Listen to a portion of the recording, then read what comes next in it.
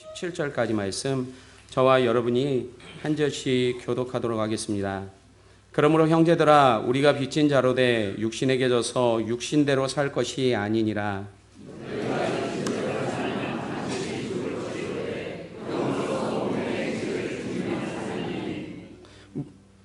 무릇 하나님의 영으로 인도함을 받는 사람은 곧 하나님의 아들이라.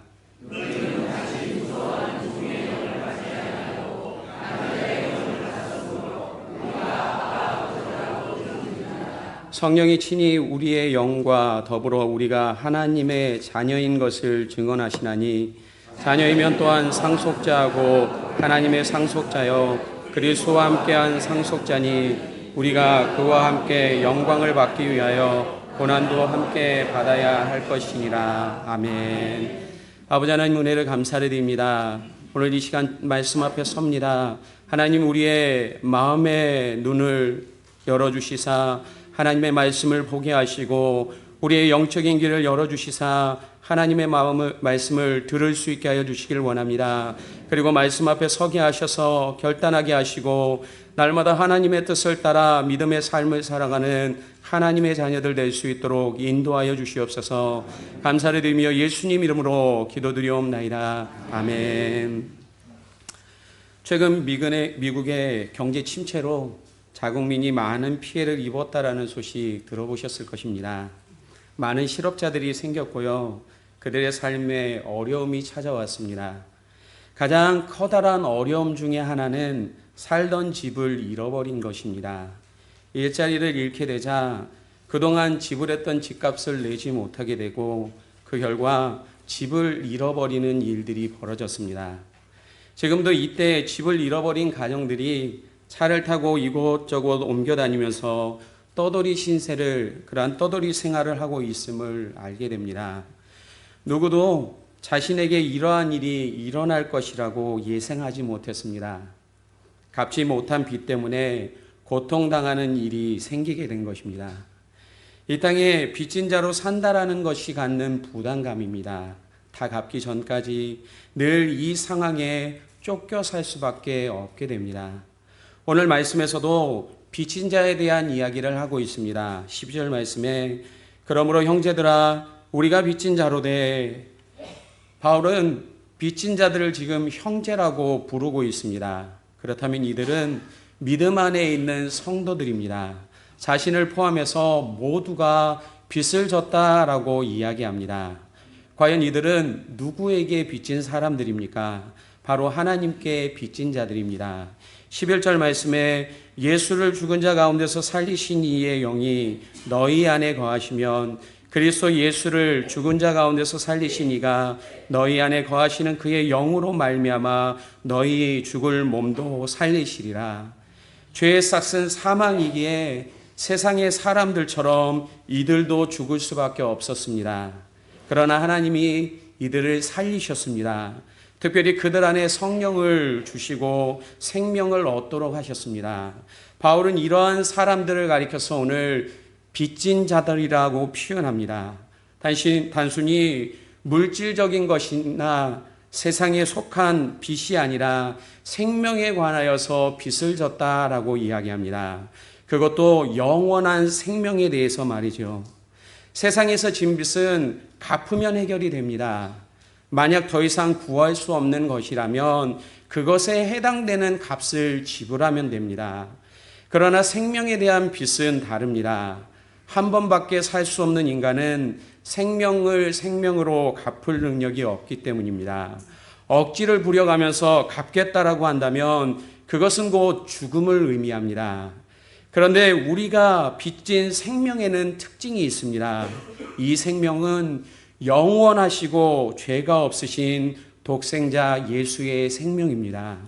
이 말은 이 세상뿐만 아니라 그 어디에서도 값을 지불할 만한 것이 존재하지 않는다라는 뜻이기도 합니다. 우리의 생명으로도 불가능합니다. 세상이 아무리 인간이 탁월하고 존귀하다라고 말해도 예수님의 생명과는 비교할 수 없습니다. 그래서 욥은 자신을 가리켜 구더기 같은 사람, 벌레 같은 인생이라고 표현합니다. 죄의 결과로 죽게 될 인간과 영원한 생명 되신 예수님과는 비교할 수 없다라는 말입니다. 그런데 하나님은 세상에서 진 빚과 다르게 우리에게 이 빚을 갚으라라고 말씀하시지 않습니다.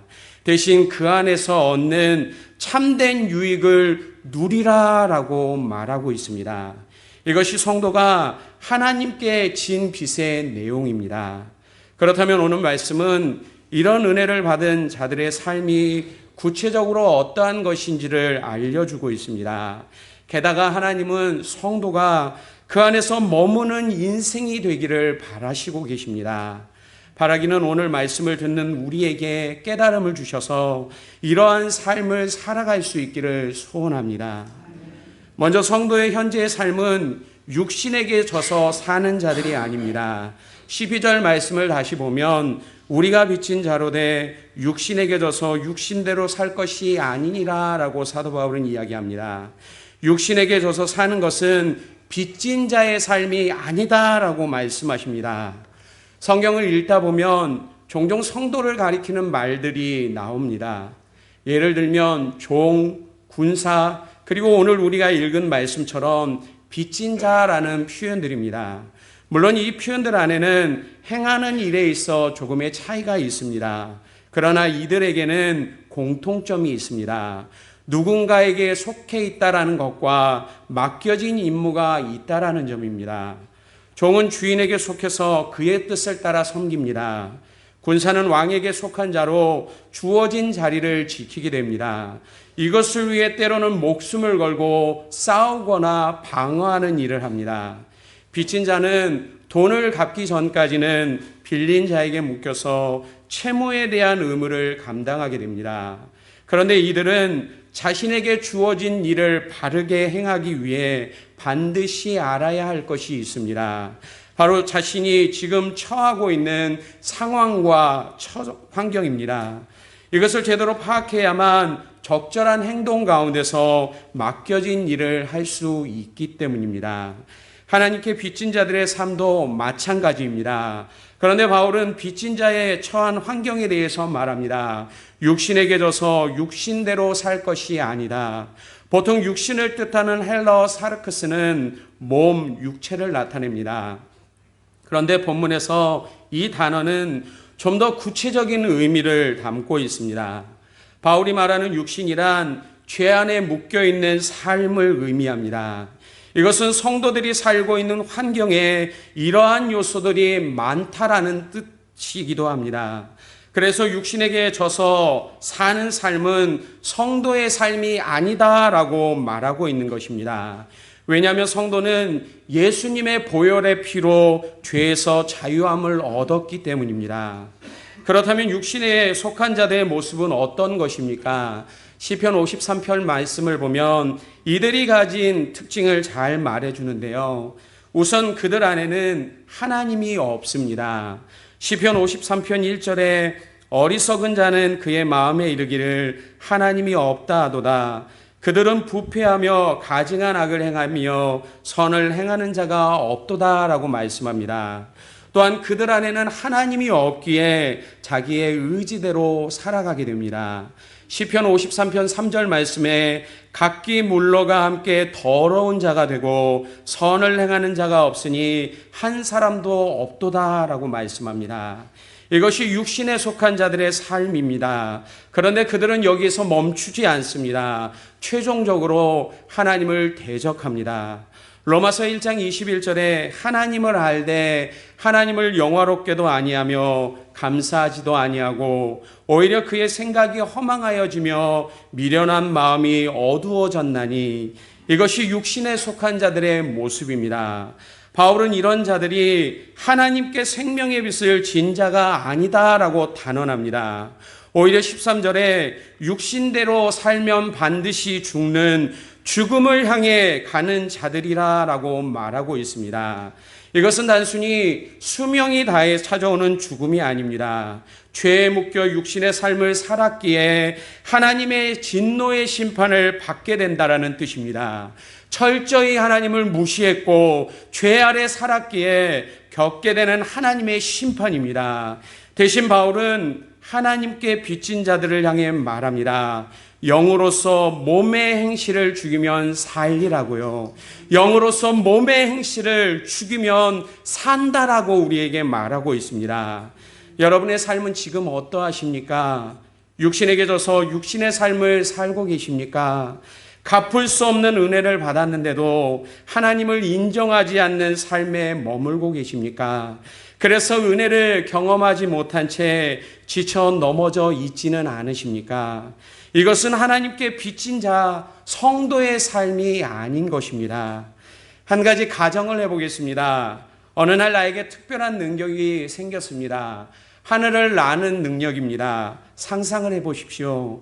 어디에서든지 원하는 대로 날아다닐 수 있습니다. 흥분되지 않습니까? 그렇다면 여러분들은 어떻게 하시겠습니까?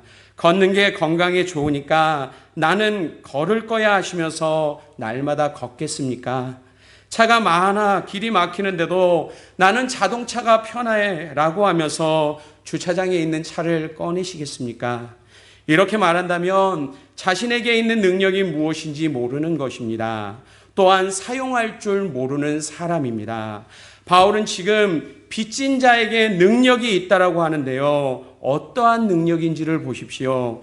영으로서 몸의 행실을 죽이면 사는 능력이다라고 말합니다. 믿음을 주셨고 구원에 이르게 한 성령을 통해 육신의 삶을 제어할 수 있는 능력을 성도에게 주셨다라고 말하고 있습니다. 믿으십니까? 육신에게 져서 육신대로 살지 않기 위해서는 내 안에 계시는 성령님을 의지해야만 합니다. 이것은 성도라면 누구에게나 가능한 삶입니다. 그런데도 이러한 능력을 경험하지 못한다면 문제가 있는 것입니다. 더 정확하게 말한다면 사용하지 않기 때문입니다. 그 능력이 죽음이 아닌 생명을 준다라고 하는데도 사용하지 못하는 것은 내 안에 있는 불확신 때문입니다. 구원을 받았지만 날마다 세상에서 경험하는 삶 때문입니다. 성령을 의지하지 못하는 것은 믿음과 세상이라고 하는 두 대상을 내가 가지고 있는 저울 위에 올려놓고 저울질을 하고 있기 때문입니다. 무엇이 나에게 참된 유익을 줄 수 있을지 아직 결정하지 못해서 나타나고 있는 삶의 모습이라는 말입니다. 그래서 이제는 세상의 사람들도 대놓고 말합니다. 마음의 평안과 위로를 얻기 위해 종교는 필요해. 그러나 나의 삶 전체를 의지하는 것은 어리석은 것이야. 현명하지 못해. 구시대적이야. 심지어 왜 보이지 않는 것에 그렇게 목숨을 걸려고 하느냐고 우리를 비난합니다. 그런데 우리도 이러한 소리를 들으면서 갈등하지만 쉽게 세상으로 달려가지 못합니다. 왜냐하면 이미 하나님의 심판에 대해 들었기 때문입니다. 혹시 나에게 이런 결과가 주어지면 어떡하지라는 생각에 세상도 쉽게 선택하지 못하고 있는 것입니다. 그렇지 않으십니까? 이것이 우리가 신앙생활을 하고 있는데도 여전히 삶에 경험하고 있는 고민이고 갈등입니다. 그러나 우리가 하나님께 빚진 자라면 오늘도 세상의 유일하신 분을 바라보아야만 합니다. 한없는 은혜를 우리에게 주신 하나님 앞으로 나아가야만 합니다. 주저하지 마십시오. 영을 따라 살아가는 삶을 선택하는 일을 말입니다. 이러한 삶은 오늘도 우리의 믿음을 더욱더 견고하게 만들어줍니다. 이러한 삶을 통해 하나님을 더욱 깊이 경험하실 수 있기를 주님의 이름으로 축원합니다. 그렇다면 하나님께서 빚진 자들을 위해 성령께서 하시는 사역이 무엇인지를 보도록 하겠습니다. 본문에서 바울은 성령의 사역을 두 가지로 말하고 있습니다. 우선 우리가 하나님의 아들임을 증언하십니다. 16절에 성령이 친히 우리의 영과 더불어 우리가 하나님의 자녀인 것을 증언하시나니, 성도의 구원에 있어 성령이 하시는 중요한 사역 중 하나는 이 구원이 확실하다고 인치시는 것입니다. 중세시대의 배경으로 하는 영화들을 보면 이러한 장면들을 한 번씩 보셨을 것입니다. 한 왕이 책상 앞에 앉아 접혀있는 편지에 총물을 떨어뜨리고 자신의 손에 있는 반지로 도장을 찢는 그 모습을요. 도장을 찢는다는 것은 이 편지가 왕의 것임을 증명합니다. 그리고 왕의 글이기에 그만큼의 권위를 가졌고 누구도 이 내용을 거역하거나 바꿀 수 없다라는 뜻이 됩니다. 이것이 인친다라고 하는 말의 의미입니다. 지금 성령은 하나님께 빚진 자들을 위해 이 일을 하고 계십니다. 인치시고 그들의 신분이 무엇인지를 온 땅 가운데 증언하고 계십니다. 바로 하나님의 아들이고 믿음으로 구원받은 자라고요. 예수님의 죽으심과 부활하심을 통해 생명을 얻었고 하나님의 양자가 되었다라고 증언합니다. 이것은 온 땅을 향한 하나님의 선포입니다. 심지어 우리를 대적하는 마귀를 향한 선포이기도 합니다. 내 아들이다. 내가 사랑하는 자다. 그 누구도 그를 해칠 수 없다. 왜냐하면 내가 그를 친히 지키시고 계시기 때문이다 라고 말입니다. 성령님의 이러한 증언은 성도에게 육신의 삶을 사는 것이 아니라 영의 삶을 살라라고 하십니다. 특별히 당당함과 영적인 자존감을 가지고 이 땅 가운데 하나님의 자녀답게 살 것을 요구하십니다. 여러분에게는 하나님의 자녀라는 확신이 있으십니까? 그래서 오늘도 하나님의 자녀답게 살기를 원하고 계십니까? 그렇다면 이것이 여러분의 삶의 소원이 되시기를 소망합니다. 여전히 우리 안에 그분의 증언하심이 있기에 흔들림이 없이 그리고 변함이 없이 믿음의 삶을 살아가실 수 있는 저와 여러분이 되기를 원합니다. 둘째로 성령은 적극적으로 빚진 자들을 인도하십니다. 성령께서 성도 안에 역사하실 때 나타나는 일들이 무엇인지를 보십시오. 우리 14절과 15절 말씀을 함께 읽어보도록 하겠습니다. 같이 읽겠습니다. 무릇 하나님의 영으로 인도함을 받는 사람은 곧 하나님의 아들이라. 너희는 다시 무소하는 종의 영을 받지 아니하고 양자의 영을 받았으므로 우리가 아빠 아버지라 부르짖느니라. 아멘. 성령은 우리의 구원에 관한 모든 일을 담당하십니다. 믿음을 얻도록 말씀 가운데로 부르십니다. 부르심 가운데 중생하고 자신의 죄를 깨닫고 회개하도록 하십니다. 그리고 하나님의 아들이라라고 선언하십니다. 그런데 바울은 지금 성령께서 하시는 사역을 독특한 표현을 사용해서 설명합니다. 바로 하나님을 아빠라고 부르게 하시는 겁니다. 하나님을 아빠라고 부르실 수 있는 분은 오직 예수님밖에 없습니다. 왜냐하면 하나님과의 친밀함을 가진 자만이 부를 수 있는 호칭이기 때문입니다. 그런 의미에서 성부 하나님과 성자 예수님의 관계는 친밀합니다. 아버지와 나와 하나다라고 예수님께서 말씀하셨기 때문입니다. 그런데 우리는 아무것도 하지 않았는데도 오히려 하나님을 대적하는 것 외에는 아무것도 할 수 없는 무능력한 죄인인데도 그런 우리에게 하나님을 아빠라고 부를 수 있는 은혜를 주시고 계시는 것입니다. 성령님이 이러한 삶으로 지금 우리를 이끌어 가시고 계시기 때문입니다. 그러면서 성령께서 하나님께 빚진 자들이 반드시 알아야 될 세 가지의 중요한 특징을 알려주고 계십니다. 하나님께 빚진 자라면 반드시 기억해야 될 중요한 내용입니다. 첫째는 우리는 실패할 수 없습니다. 보통 신앙생활을 하면서 우리가 갖는 불안함이 있습니다. 그것은 바로 내가 잘할 수 있을까라는 생각입니다. 말씀을 알고 있는데도 지키지 못하는 삶, 게다가 날마다 하나님을 떠나서 살려는 내 안에 있는 욕망들 때문에 혹시 이러다가 구원을 잃어버리지 않을까라는 두려움을 가지게 됩니다. 그리고 이 모든 생각들이 성도들을 움츠러들게 만듭니다. 그런데 여러분, 성령님께서 우리에게 말씀하십니다. 성령의 인도함을 받는 자는 하나님의 아들이라라고요. 만일 하나님이 우리를 위하시면 누가 우리를 대적하리요? 자기 아들을 아끼지 아니하시고 우리 모든 사람을 위하여 내어주시니가 어찌 그 아들과 함께 모든 것을 우리에게 주시지 아니하겠느냐라고 말입니다. 이것을 통해 알 수 있는 것은 성도는 절대로 실패할 수 없습니다. 그리고 구원을 잃어버릴 수 없습니다. 세상을 따라가려고 하는 마음이 들 때에도 성령께서 끝까지 붙들고 계시기 때문입니다. 그렇다고 아무렇게나 살아도 된다라고 하는 그런 말은 아닙니다. 둘째로, 과거의 삶으로 돌아갈 수 없습니다. 과거의 삶은 마귀를 쫓아 살았던 삶입니다. 앞에서 말한 것처럼 육신을 따라 살았고 결국 죽음의 길로 나아갔던 삶입니다. 하나님이 없이 자신만을 의지했던 삶, 하나님께 빚진 자라면 더 이상 이렇게 살 수 없습니다. 이러한 행동은 내 안에 계시는 성령을 근심케 하는 일이 되어집니다.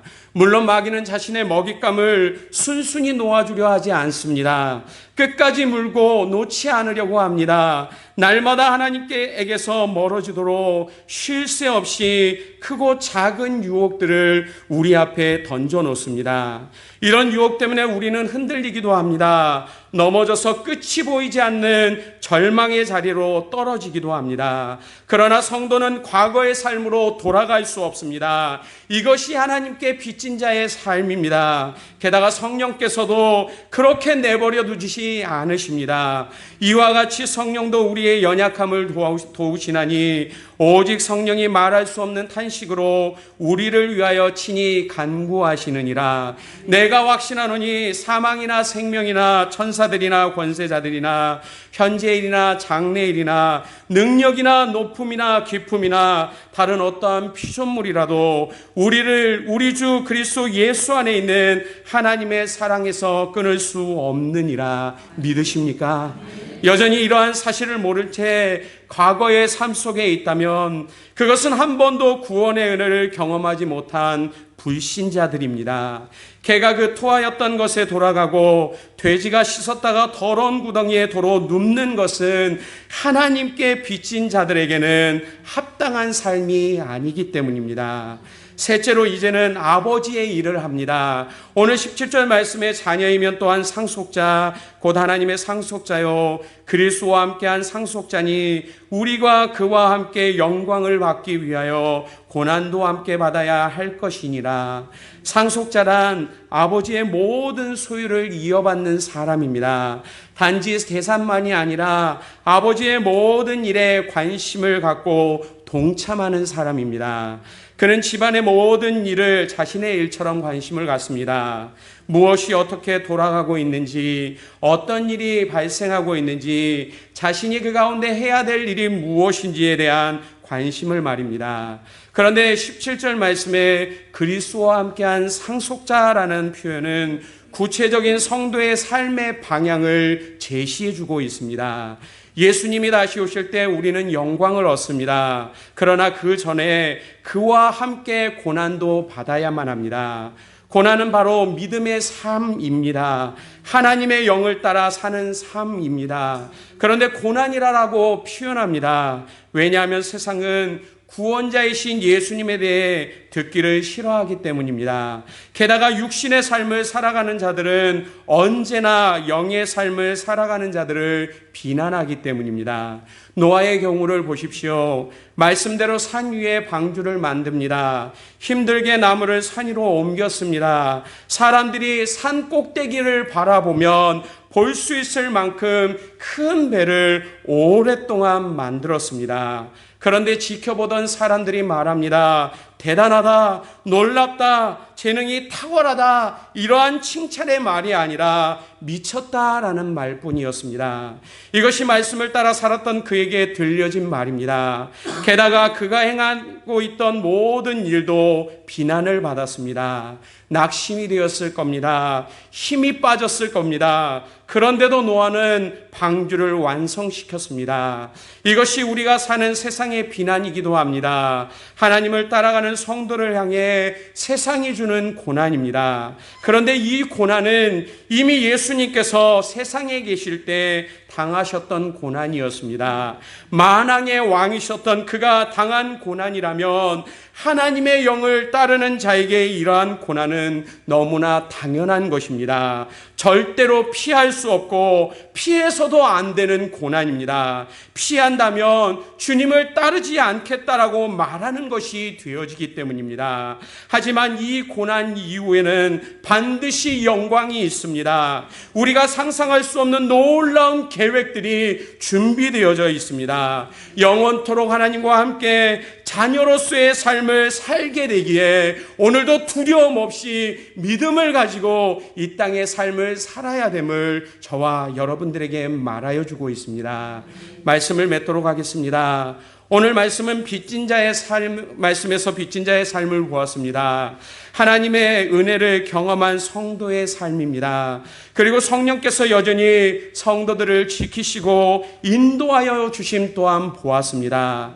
하나님께 빚진 자는 육신의 삶을 살아갈 수 없습니다. 자녀이기 때문입니다. 상속자들이기 때문입니다. 이것이 빚진 자의 정확한 신분이고 그들이 가진 위치입니다. 우리가 성도라면 어떻게 살아야만 합니까? 육신의 삶을 살았던 때처럼 살아야만 합니까? 하나님이 없는 삶, 내가 주인인 삶처럼 말입니다. 우리가 성도라면 하나님의 영을 따라가시기를 바랍니다. 우리 안에 거룩한 삶을 살라고 하시는 그 성령님의 소리에 귀를 기울이시기를 바랍니다. 하나님의 자녀라면 그분의 손에 반응해야만 합니다. 내가 원하는 대로, 내가 하고 싶은 대로 하는 것이 아니라 하나님이 오늘도 내게 요구하고 계시는 것이 무엇인지를 보며 그 가운데 살아가야만 합니다. 또한 이러한 삶에 만나는 고난을 이겨내는 것만이 아니라 날마다 삶 가운데서 나에게 베풀어 주시는 은혜 또한 경험할 수 있어야만 합니다. 이것이 빚진 자들에게 하나님께서 이 땅에서 누리기를 원하는 영적인 유익들입니다. 오늘도 말씀에 대한 깨달음 가운데 성령이 주신 영적 유익들을 누리실 수 있는 저와 여러분이 되시기를 주님의 이름으로 간절히 축원합니다.